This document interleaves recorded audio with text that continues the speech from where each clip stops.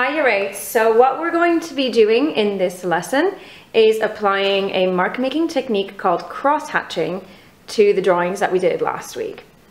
So you can see I have my drawing here, and I've also got a little value scale in the corner so you can see the tones or the values that I'm going to be aiming to reproduce using what I decided to use was a pink pen today, just for fun. Why not? Have a pink banana. So really quickly, what we're going to do first is look at how we can actually do cross-hatching techniques. I'm just going to move over here, and we're going to practice on a sphere. So what we want is to make this look three-dimensional. Okay, now just like when we're doing normal shading for a sphere, we're following the curve of the shape, so that doesn't change. I'm going to just quickly outline this really lightly so that you can see it better. Okay, and determine the light source. So in my image, my light is coming from the top right. I'll just add a little arrow there. You don't have to do that. And remember, closer to the light source is going to be lighter, farther away from the light source is going to be darker. Now in lessons, when we've been practicing, you might have seen me draw very lightly on a sphere round circles. That helps me to just determine where I'm putting my highlights and shadows. I can do it here too because I'm going to cover it anyway, and you can also see the curve of the shape. So what we're going to do first is apply some light hatching. Okay, so hatching is just making our tick marks in one direction, and I'm following the curve of the shape. I'm flicking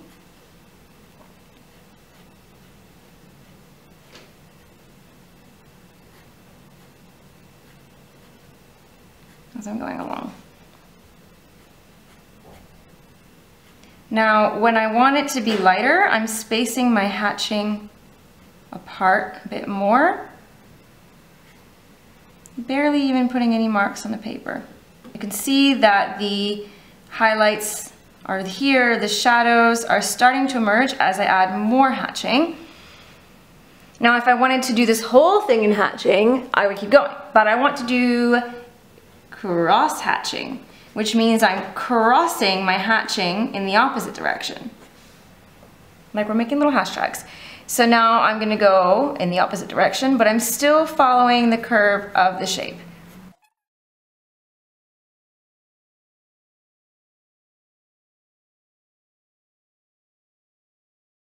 I'm just kind of doing this motion over and over again. Okay, so if you want to, you can do a little practice on a sphere first, and when you feel confident, you can move on to your shape. We'll start with my dark areas. My light source is coming from this corner, and this is quite dark. So I'm looking at the curve of the shape and just adding a little bit of hatching. Oops. You can outline just a teeny tiny bit, but I don't want the outline to be obvious. Now I'm trying to do this around a tripod, so it's not the easiest thing I've ever done in my life. Okay, then I'm going to do just a little bit of cross hatching.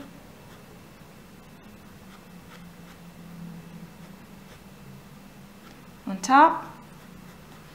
And where I want it to be really dark, I'll just keep working into it until I'm happy.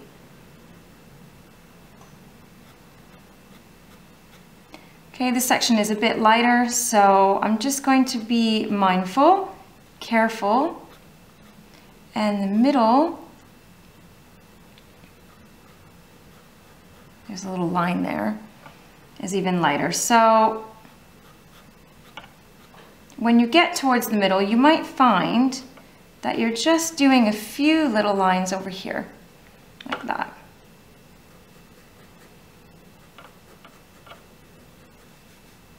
Okay, in my dark areas again, this area is quite dark. You see how I'm being a bit more free now. crossing, recrossing. So it looks something like this. So I'm just going to keep going now, and you can watch and observe how I concentrate my mark making to make darker shadows, and I spread it apart to make lighter highlights.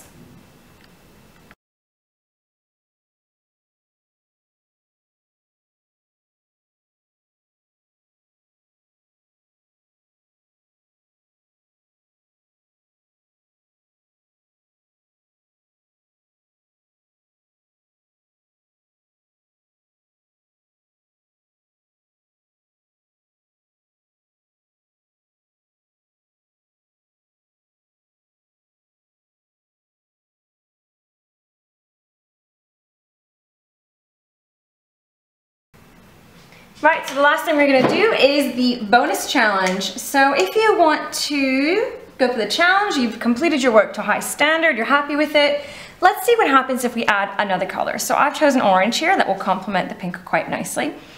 I can adjust my value scale to reflect the new color.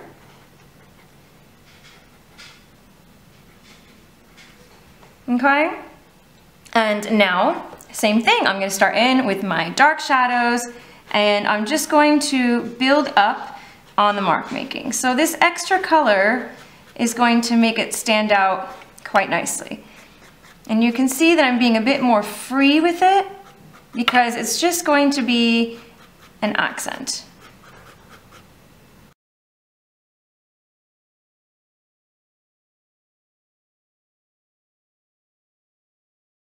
Right, so quick self-assessment.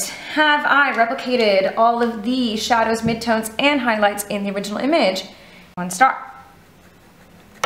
Have I utilized correct cross-hatching technique to make my drawing appear 3D? So from far away, does it look like parts of it are starting to stand out? Is the round part of the banana actually appearing rounded because I'm mark making in a round direction?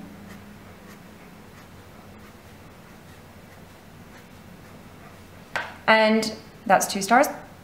3 stars, am I accurately rendering my image using very precise cross-hatching techniques so that I'm focused on the detail and form?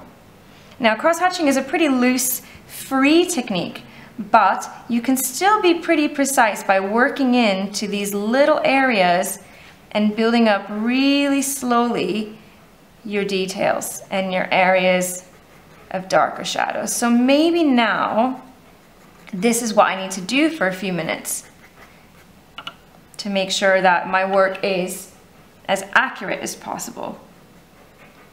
So this is the last thing I'm going to do before I call it a day, is just get those details the best I can possibly get them. And I've done a challenge. I've added another color. So, year 8s, I hope you enjoyed, and I hope this demonstration was useful for you. And now I look forward to seeing what you do yourselves.